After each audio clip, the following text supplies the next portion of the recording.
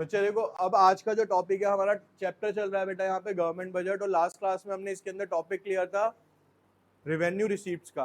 आज की जो क्लास है उसके अंदर हम पढ़ेंगे कि कैपिटल रिसीप्ट किसे कहा जाता है। रेवेन्यू रिसीप्ट मैंने आपको बताई थी बेटा, कोई भी गवर्नमेंट की ऐसी इनकम या ऐसी रिसीप्ट जिसके अंदर ना तो गवर्नमेंट की लायबिलिटी बढ़ती है ना गवर्नमेंट की असेट्स कम होती हैं, उस तरीके की रिसीप्ट को क्या बोला जाता है? रेवेन्यू रिसीप्ट बोला जाता है। अब हमारा टॉपिक क्या है आज का बेटा? कैपिटल रिसीप्ट किसे कहा जाता है। तो देखो लिखा था receipt that either reduces any assets, या तो वो गवर्नमेंट की असेट्स को क्या करेगी? कम करेगी। क्रिएट एनी लायबिलिटी, या गवर्नमेंट की लायबिलिटी को क्या करेगी? बढ़ा देगी। ठीक है, ध्यान से समझो, उसका बिल्कुल अपोजिट चलेगा। उसमें क्या था रेवेन्यू रिसीप्ट में? ना तो वो लायबिलिटी को बढ़ाएगी ना असेट्स को कम करेगी। इसमें क्या है? इसमें गवर्नमेंट की असेट्स को क्या करेगी बेटा? ये कम करेगी और लायबिलिटी को क्या करेगी? बढ़ा देगी। अब कहता है नॉन रिकरिंग इन नेचर, मतलब ये रिपीटेड नहीं होती है, कभी कभार होने वाली है। टाइप्स ऑफ कैपिटल रिसीप्ट क्या है बेटा? देखो ध्यान से सुनना यहाँ पे। कहता है डेप्ट क्रिएटिंग रिसीप्ट क्रिएट लायबिलिटी, और नॉन डेप्ट रिसीप्ट जो होती हैं वो क्या करती हैं? असेट्स को रिड्यूस करती हैं। अब क्वेश्चन ये आता है कि सर डेप्ट क्रिएटिंग होती कौन सी है?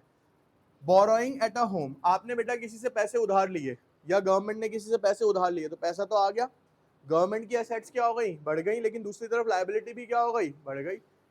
बढ़ी नहीं बढ़ी? जब आपने किसी से लोन रूप में उधार लिया तो क्या हुआ बेटा? आपकी लायबिलिटी बढ़ गई। Borrowing from the foreign government, borrowing from the RBI, यानी जब भी आप पैसा बोरो करोगे तो बोरो करते टाइम क्या होगा बेटा? आपकी लायबिलिटीज क्या हो जाएंगी? यहाँ पे इंक्रीज हो। नॉन डेप्ट रिसीप्ट जिसके अंदर असेट्स क्या होती हैं?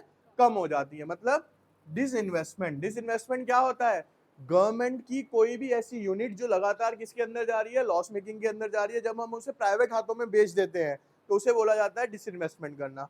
तो बेटा जब मैं कोई अपनी कंपनी बेचूंगा तो मेरी असेट्स क्या हो जाएंगी? वहां पे कम हो जाएंगी। रिकवरी ऑफ अ लोन, ध्यान से समझना इस टर्म को। मैंने किसी को लोन दे रखा है 10 लाख रुपए का, तो मैंने बच्चे उससे 10 लाख रुपए लेने हैं, ये मेरे काइंड ऑफ डेटर हो गए, मेरी असेट्स हो गई। लेकिन जब उसने मेरे को 10 लाख रुपए दे दिए तो मेरी लायबिलिटी सॉरी असेट्स क्या हो जाएंगी यहाँ पे? कम, क्योंकि पैसा तो आ गया, लेकिन असेट्स के रूप में जो हमारी रिकवरी थी, रिकवरी भी क्या हो गई? अब पूरी हो गई है। ठीक है, फिर बोरोइंग एंड अदर लायबिलिटीज, कहता है ध्यान से समझो, बोरोइंग्स क्या क्रिएट करती है बेटा हमारे लिए? लायबिलिटी क्रिएट करती है। Government raises loan from the, अब जो गवर्नमेंट है लोन कहाँ से लेती है? पब्लिक सेक्टर से, reserve bank of India and other bodies. Other bodies के अंदर क्या आ जाएगा? वर्ल्ड बैंक हो गए, बाहर की चीजें हो, जहां से भी वो अदर, यानी इन सब के अलावा जहां जहां से गवर्नमेंट लोन लेती है वो क्या हो जाएंगी? आपकी यहाँ पे अदर बॉडीज कहलाएंगी। तो अब आपको कैपिटल रिसीप्ट क्लियर हो गया। कैपिटल रिसीप्ट बेसिकली है क्या? जब भी गवर्नमेंट के पास पैसा आएगा लेकिन उसकी वजह से गवर्नमेंट की या तो लायबिलिटी बढ़ेगी या गवर्नमेंट की असेट्स कम होंगी, तो इस तरीके की रिसीप्ट को क्या बोला जाएगा बेटा? कैपिटल रिसीप्ट बोला जाएगा। अब कहते हैं रिकवरी ऑफ लोन था क्या? कहते हैं it includes recovery of loan guaranteed by the central government to the state and the union territory government and other parties. बेटा रिकवरी ऑफ लोन का मतलब है जो हमारी सेंट्रल गवर्नमेंट है उसने स्टेट गवर्नमेंट को लोन दे रखा है या अदर पार्टीज को लोन दे रखा है, जब वो उससे रिकवरी करती है तो गवर्नमेंट की क्या होती है? एक तरीके से स्टेट गवर्नमेंट की लायबिलिटीज क्या हो जाएगी? असेट्स क्या हो जाएंगी? वहां पे कम हो जाएंगी, क्योंकि वो पेमेंट करेगी अपने पैसे की। ठीक है, अब डिसइन्वेस्टमेंट क्या था? ये हमने कई बार पढ़ा है बेटा। क्या? Selling a part or a whole of the shares of the public sector enterprises held by the government. Government के पास जो सरकारी सेक्टर के शेयर्स होते हैं जब वो बेच देती है उसे क्या बोला जाता है? Disinvestment. Involves transfer of ownership from public sector to the private enterprises.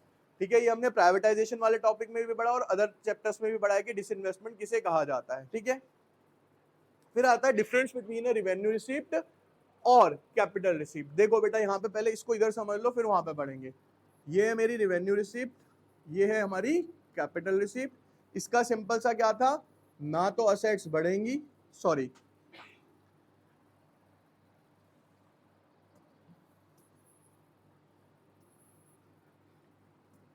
ना तो असेट्स कम होंगी ना ही लायबिलिटी बढ़ेगी। और कैपिटल रिसीप्ट उसका अपोजिट है क्या? असेट्स कम होंगी और लायबिलिटी इसके अंदर नहीं होता, इसके अंदर होता है, क्योंकि दोनों तो सेम ही हो जाएंगे, वरना इसमें ये चीजें नहीं होती, इसके अंदर ये चीजें होती हैं। अब देखो कहते हैं रेवेन्यू रिसीप्ट क्या कहता है? विच do not create a liability और रिडक्शन इन द असेट्स, ना तो वो आपकी लायबिलिटी को बढ़ाएगी ना ही आपकी असेट्स को कम करेगी। कैपिटल रिसीप्ट क्या है बच्चे? विच आइदर क्रिएट अ लायबिलिटी और reduction in the assets, recurring in nature and non recurring in nature का बेटा, रिकरिंग इन नेचर का मतलब होता है जो बार बार होती है कोई भी चीज, उसे बोलते हैं हम रिकरिंग नेचर की। ठीक है, जैसे टैक्स आना है, बिजली का बिल आना है, हाउस टैक्स आना है, तो ये सब क्या है हमारे एक तरीके से रिकरिंग नेचर है। नॉन रिकरिंग का मतलब होता है जो कभी कभी आती है, 4 साल 5 साल 1 साल में कभी भी एक बार हो रही है, रिकरिंग नेचर नहीं है। Example income tax, fees and fines. देखो बेटा इनकम टैक्स गवर्नमेंट को पता है हर साल आना है, फीस हर साल आनी है, फाइन्स चलान वगैरह नॉर्मल रूप में कटते ही चले जाएंगे, तो ये सब क्या हो गया इनका recurring nature. Recovery of loan और बोरोइंग्स, बोरोइंग्स कब लेगी, जब गवर्नमेंट को जरूरत होगी, जरूरी थोड़ी हर साल लोन लेगी गवर्नमेंट, हो सकता है 5 साल में एक बार ले, 10 साल में एक ले, जब उसको नीड होगी तब क्या करेगी वो लोन लेगी, इसीलिए वो क्या होती है बेटा एक तरीके से नॉन रिकरिंग नेचर होता है। ठीक है, अब गवर्नमेंट एक्सपेंडिचर पे आते हैं। ठीक है, मैंने लास्ट क्लास में आपको बताया था दो पार्ट्स में ये डिवाइडेड है, एक है गवर्नमेंट की रिसीप्ट्स जो हमने क्लियर कर ली, दो तरीके की होती है, रेवेन्यू रिसीप्ट और कैपिटल रिसीप्ट। आज जो टॉपिक स्टार्ट कर रहे हैं उसके अंदर क्या आएगा बच्चे हमारे यहाँ पे, गवर्नमेंट एक्सपेंडिचर। तो गवर्नमेंट एक्सपेंडिचर भी बेटा दो तरीके के होते हैं, एक होता है रेवेन्यू एक्सपेंडिचर और एक होता है हमारा, अब इसके अंदर भी अगर उससे मिला के चलोगे ना दोनों टॉपिक को तो बड़ी इजीली समझ आएगा और याद भी हो जाएगा आपको। देखो कैसे, रिवेन्यू एक्सपेंडिचर क्या है, उसके लिए पहले हम यहाँ पे समझते हैं जी रिवेन्यू रिसीप्ट क्या है। रेवेन्यू रिसीप्ट वो थी ना ही गवर्नमेंट की असेट्स को कम करती थी ना ही गवर्नमेंट की लायबिलिटी को बढ़ाती थी, ये रेवेन्यू रिसीप्ट थी।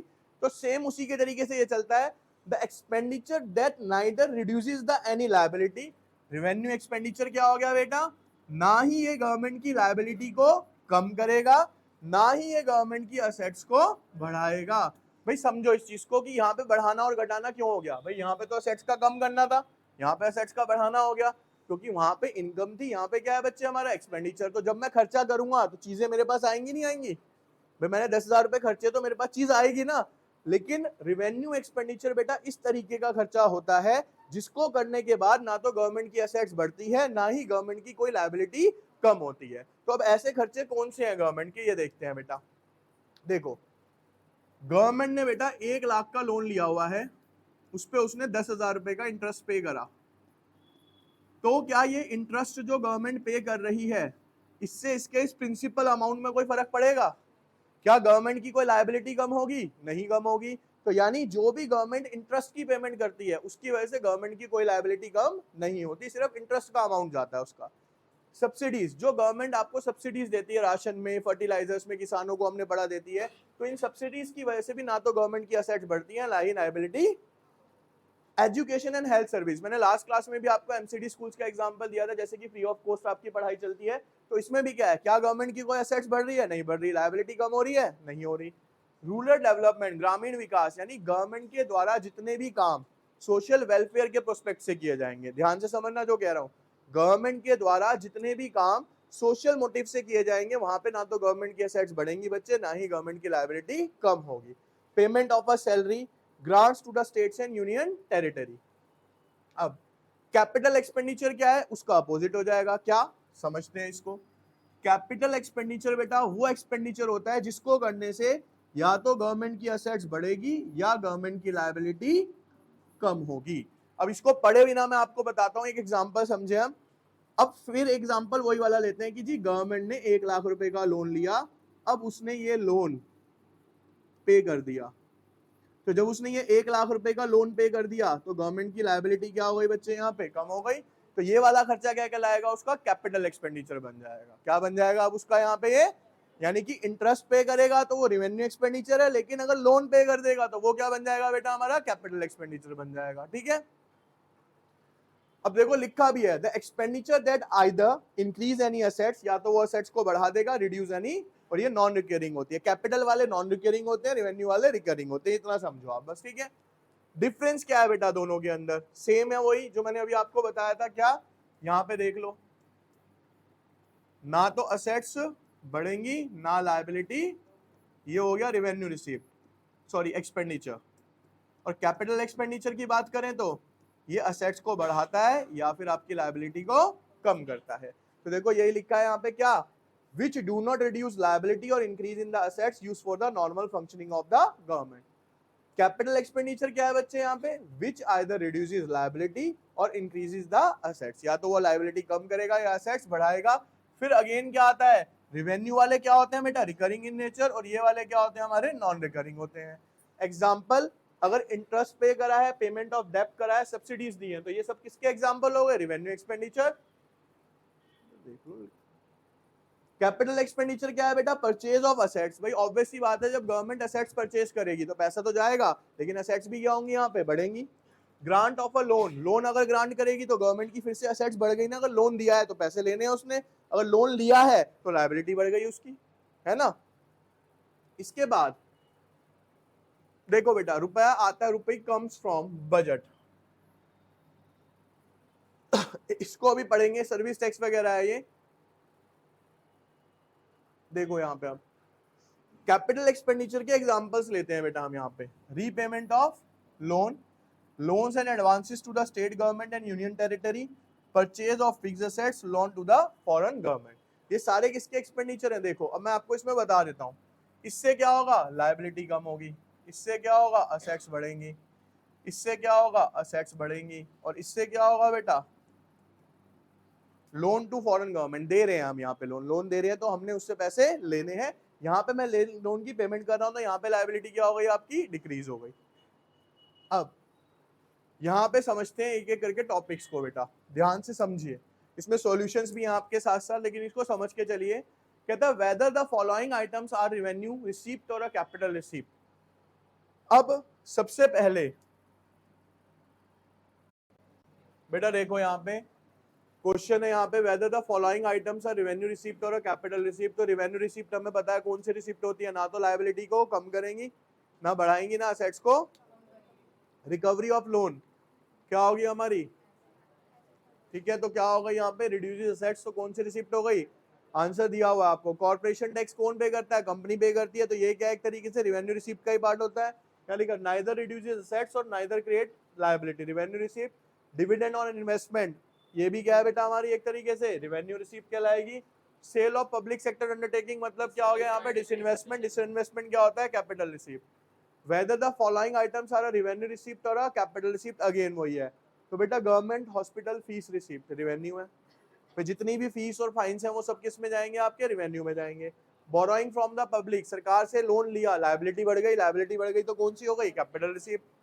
Grant receive from the world bank, world bank से आपके पास ग्रांट आई, रेवेन्यू रिसिप्ट। ग्रांट का मतलब होता है मदद के रूप में आया गया पैसा। लोन का मतलब होता है आपने उधार लिया है। ग्रांट का मतलब वो लोन नहीं है, वो आपको मदद के रूप में दिया गया है, तो वो क्या हो गई? आपकी रेवेन्यू। कस्टम ड्यूटी क्या है? टैक्स होता है। टैक्स कहाँ पे जाएगा? याद करना, काफी आएंगे क्वेश्चन ऐसे आपके, ठीक है। Whether the following items are revenue expenditure or capital expenditure.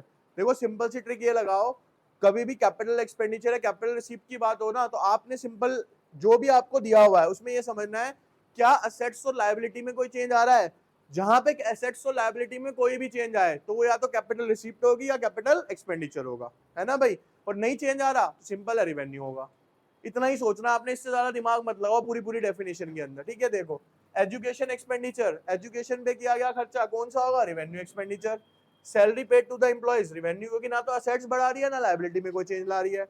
Investment in bonds and share, जब आप इन्वेस्टमेंट करोगे तो आपकी असेट्स क्या होंगी? बढ़ जाएंगी। असेट्स बढ़ रही हैं या लायबिलिटी घट रही है, कुछ भी हो रहा है ऐसा, तो कहाँ पे जाएगी? Capital, capital expenditure. Interest on loan paid, आपने इंटरेस्ट पे किया है, क्या बन गया बच्चे यहाँ पे? फिर whether the following items are a revenue expenditure और capital expenditure on the currency and coin, capital expenditure. क्यों? जितनी करेंसी और कॉइन्स गवर्नमेंट छापेगी या बनाएगी, असेट्स क्या होंगी गवर्नमेंट की? बढ़ जाएंगी। उसके बाद आता है purchase of defence equipment, assets purchase कर रहे हो तो असेट्स बढ़ रही हैं, capital expenditure. Repayment of the world bank loan, loan आपने चुकाया तो आपकी लायबिलिटी क्या हो गई बच्चे? कम हो गई। लायबिलिटी कम होगी तो capital expenditure. Pension paid to the government employees, ना तो असेट्स में चेंज आएगा ना ही लायबिलिटी में चेंज आएगा, क्या बन गया? ये रेवेन्यू एक्सपेंडिचर, ठीक है। अब